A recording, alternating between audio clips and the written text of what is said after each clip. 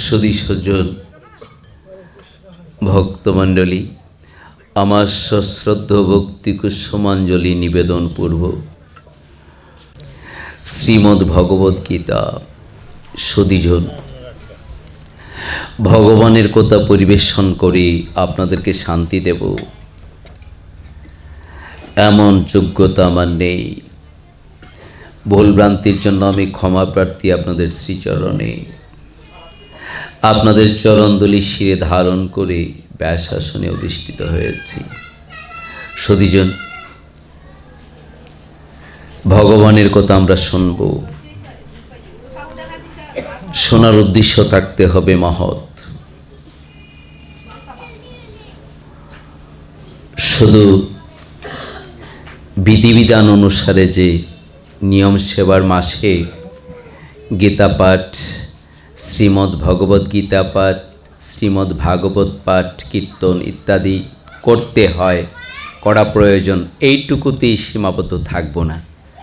নিয়ম সেবার মাসে ভজন কীর্তন প্রয়োজন, হ্যাঁ প্রয়োজন বটে, কিন্তু কেন প্রয়োজন? ভজন কীর্তন করলে মঙ্গল হয়, এই অর্থটাকে আরেকটু ব্যাপকতায় নিয়ে কিভাবে মঙ্গল হয়, এই জিনিসগুলি আমরা হৃদয়ঙ্গম করতে চেষ্টা করব। গীতা পাঠ শ্রবণ কীর্তন করব, উদ্দেশ্য থাকতে হবে মঙ্গল হয়, শুভ হয়, পুণ্য হয়। এই সীমারেখা অতিক্রম করে আরও কি হয় সেই দিকে আমাদের মন থাকতে হবে। সুধীজন, সারাটা জীবন নিজেকে পাপী পাপী মনে করে করে একবারে দেহতরিটাকে পাপে পাপে পরিপূর্ণ করে ফেলছি না। হরে কৃষ্ণ। যেখানে প্রাণ গোবিন্দ, যে হৃদয় মন্দিরে প্রাণ গোবিন্দ, সেটাকে, এই মন্দিরটাকে শুধু পাপ সাগরে ডুবিয়ে দেবার তুমি কে? মধুমাখা কৃষ্ণ নাম যতই করি ততই পাপ দূরে যাবে। শুধু পাপ দূরীভূত করার জন্য কৃষ্ণ নামের উদ্দেশ্য নয়। আর সারা জীবনই যদি এই পাপ দূরীভূত করার জন্য লেগে থাকি, হরে কৃষ্ণ, তাহলে নামের যে আরও মহিমা আছে, ভজন কীর্তনের যে আরও মহিমা আছে, তাৎপর্য আছে, আরও প্রয়োজনীয়তা আছে। কথা বলি বন্ধ করুন। মূল্যবান কথাগুলি কিন্তু এখনই চলে যাচ্ছে। ওই কথাগুলিকে যদি আমরা হৃদয়ঙ্গম করতে না পারি, তাহলে উদ্দেশ্যটা কিন্তু শক্তিশালী হবে না। পাঠ কীর্তন শ্রবণ করার যে উদ্দেশ্যটা, এই উদ্দেশ্য নিয়েই কিন্তু প্রথমেই আলোচনা হচ্ছে। সুতরাং এই উদ্দেশ্য যদি আমরা বুঝতে না পারি, তাহলে কিন্তু শ্রবণ কীর্তন শুধু বিধিবিধানের মধ্যে লেগে থাকবে। বিধিবিধান মানে হরে কৃষ্ণ। ভক্তি কিন্তু দুই রকম আছে, বৈদিক ভক্তি, অনুরাগা ভক্তি, রাগানুগা ভক্তি। বৈদিক ভক্তি, রাগানুগা ভক্তি। বৈদিক ভক্তি হচ্ছে বিধিবিধান, পাপ পুণ্যটা এখানে বেশি। বিধিবিধান মতো সাধন ভজন করলে পাপ দূরে যায়। আর রাগানুগা ভক্তি হচ্ছে সাধন ভজন করলে তো পাপ দূরে যায়, পাপ দূরে যাওয়ার পর আর কি বস্তু লাভ হয়? ভজন করে আধ্যাত্মিক জগতে আর কিও মূল্যবান বস্তু আছে যেগুলি ভক্তের জন্য প্রয়োজন? শুধু পাপ দূরীভূত করার জন্যই সারাটা জীবন সাধন ভজন করে করে যাচ্ছে, এটা ঠিক না। হরে কৃষ্ণ, জয় রাধে। এত মূল্যবান বস্তু কৃষ্ণ নাম, এই কৃষ্ণ নাম শুধু পাপ দূরীভূত করার জন্য সারাটা জীবন কীর্তন করব না, তা নয়, তা নয়। সাধন ভজন শুধু পাপ দূরীভূত করার জন্য। এত পাপ কেন গো? নিজেকে পাপী পাপে ভাবিতে ভাবিতে একবারে মন মানসিকতা পৌঁছে যাচ্ছে, দিনে দিনে পৌঁছে যাচ্ছে। হরে কৃষ্ণ। কারো কাছে অহংকার করে বলবো না আমি পুণ্যবান, প্রকাশ করব আমার মতো পাপী নেই। মনটাকে এমন দীনহীন করে রাখবো, তাতে করে রজগুণটা দমন থাকবে। হরে কৃষ্ণ। তমগুণটাও কম থাকবে। অহংকারে কিন্তু রজতমগুণ বেড়ে যায়। তাই যত পারি বিনয়ী ভাব নিয়ে থাকবো, সমাজে সংসারে বিনয়ী ভাব নিয়ে থাকবো, মধুর ভাব নিয়ে থাকবো।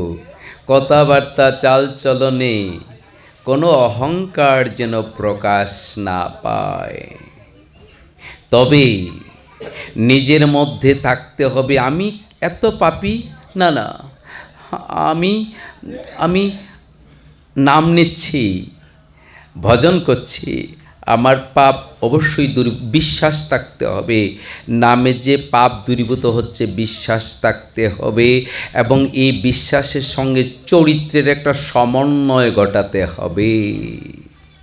একবার নিলে নাম যত পাপ করে, জীবের কি সাধ্য আছে তত পাপ করে। তাহলে আমরা যে হাজার হাজার বার নিচ্ছি, এর কারণ হচ্ছে বিশ্বাস নাই। আমি যে ভালো হচ্ছি, আমি যে কুচরিত্র থেকে সচ্চরিত্রবান হচ্ছি, অসচ্চরিত্র থেকে সচ্চরিত্রবান হচ্ছি, নিজের উপরই বিশ্বাস নাই। তাহলে ধর্মকর্মের তাৎপর্য কি, ফলাফল কি? হরে কৃষ্ণ। বিশ্বাস নিজের উপরে বিশ্বাস রাখো যে আমি সাধন ভজন করছি, পাপ থেকে আমি মুক্তি লাভ করছি, অসচ্চরিত্র থেকে আমি সচ্চরিত্র লাভ করছি। আমার মধ্যে আর অসচ্চরিত্র নেই, বিশ্বাস থাকতে হবে আমি আর অসৎ না। আমার চলা বলা সব কিছুতে সতের প্রমাণ নিজের কাছে দেখাতে হবে আগে, নিজের কাছে, অন্যের কাছে না। অন্যের কাছে দেখানোর প্রয়োজন এখন নেই। প্রথম নিজের কাছে দেখাও আমি সৎ ভাবনায় আছি। যদি কুপ্রবৃত্তিটা কখনো হৃদয়ে জেগে ওঠে, তাকে অঙ্গুলি নির্দেশ করে বলবে, অঙ্গুলি ধারণ করবে, না সাবধান বলছি, আমাকে কোপতে নিবি না। অনেক নিয়েছিস, আমার জীবনের অনেক মূল্যবান সময় তো নষ্ট করেছিস, আর পারবি না। এরই অশুভ কামনা শক্তি, আমাকে আর তুই কুপতি নিতে পারবি না। তোর মতো শত্রু বহির্জগতে আমার কেউ নেই। আমার নিজের ঘরে আছিস, আমার কাছিস, আমার করছিস, আর আমাকেই তুই কুপতি নিচ্ছিস, সাবধান বলে দিলাম। আর যদি কোনোদিন আমাকে কুযুক্তি দিবি, তাহলে কিন্তু তোর গলা চেপে ধরবো আমি, সাবধান। এবার আমার সঙ্গে আয়, আমার সঙ্গে এসে, তোর মধ্যে একটা শক্তি আছে, তাই তোকে মারব না। তোকে নিধন করলে আমার সত্তা থাকবে না, আমার এই দৈহিক সত্তাটা থাকবে না। তোর মধ্যে শক্তি আছে, তাই তোর এই শক্তিটা দিয়ে আমাকে এতদিন কুপথগামী করেছে, সেইবার আমার সঙ্গে আয়, আমার সঙ্গে এসে ভজন কর, কীর্তন কর, হরে কৃষ্ণ, প্রসাদ ভোজন কর, সাধুসঙ্গ কর, সৎসঙ্গ কর, সংসারের কর্ম কর। তুই অলসতা দিয়ে আমাকে আমার কর্ম থেকে বিমুখ করে রেখেছিস বহুদিন, বহুকাল। আমার সংসারে অভাব ঢুকিয়েছিস, অখাদ্য কুখাদ্য খেয়ে আমার এই সোনার অঙ্গটাকে অসুস্থ করে দিয়েছিস। তুই মহাশত্রু, বাহিরে এমন কোন বড় শত্রু আমার নাই। তুই যে ক্ষতি করেছিস আমার, ওরে কামনা, ওরে কুচিন্তা, কুভাবনা, তোর জন্য আজকে আমার এই বিপর্যয়।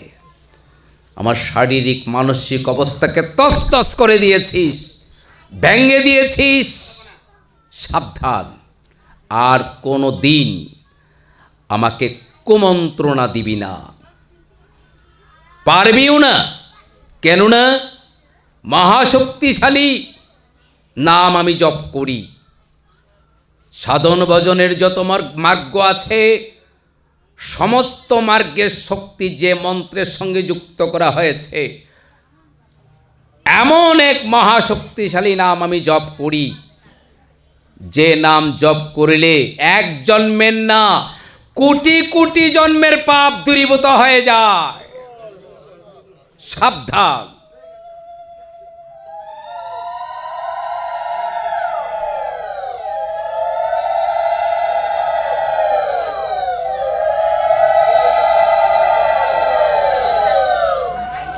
সদীজন,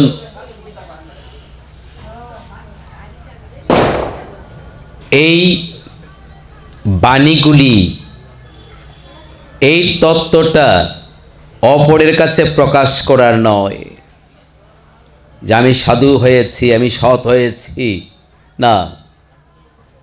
অপরের কাছে, সমাজের কাছে, দেশের কাছে, দশের কাছে দীনতা। আমার মতো মহাপাপী নাই, আমার মতো মহাপাপী নাই।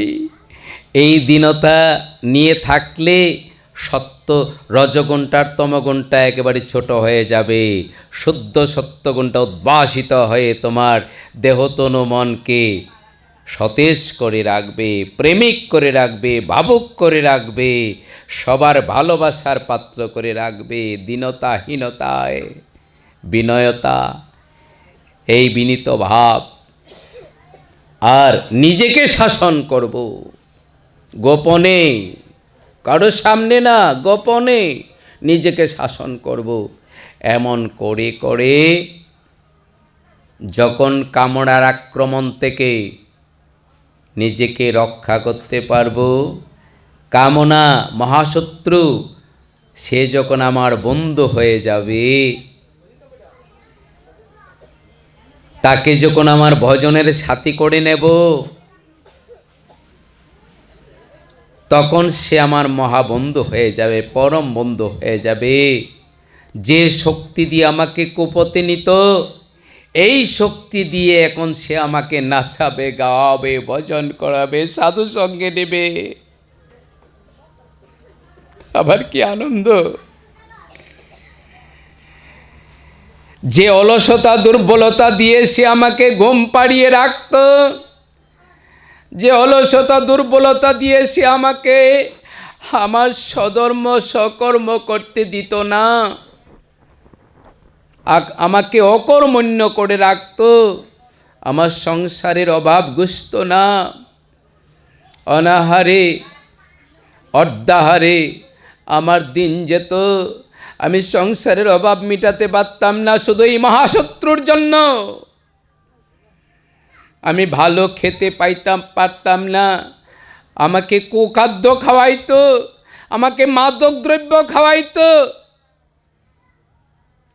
গাঁজা মদ এইগুলি আমাকে খাওয়াইতো।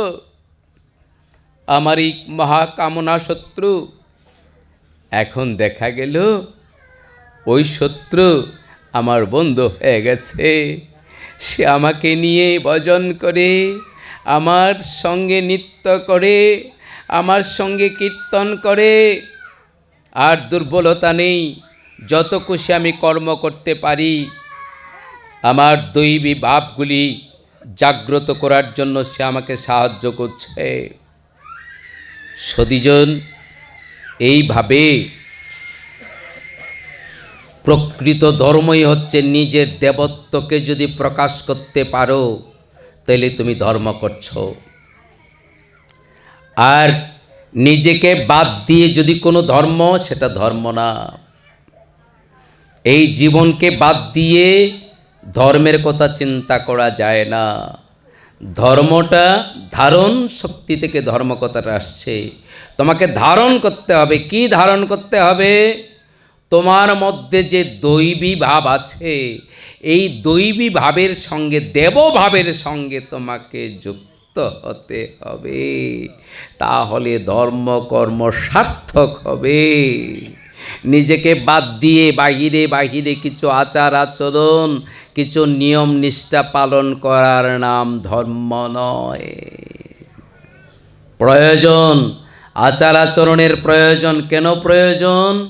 আচার আচরণ করিতে চরিত্রের মধ্যে, আচার আচরণ করিতে করিতে চরিত্রের মধ্যে একটা অভ্যাস হয়ে যায়। এই অভ্যাসটা কিন্তু হরিকৃষ্ণ ভজন জগতের সহায়ক সদীজন।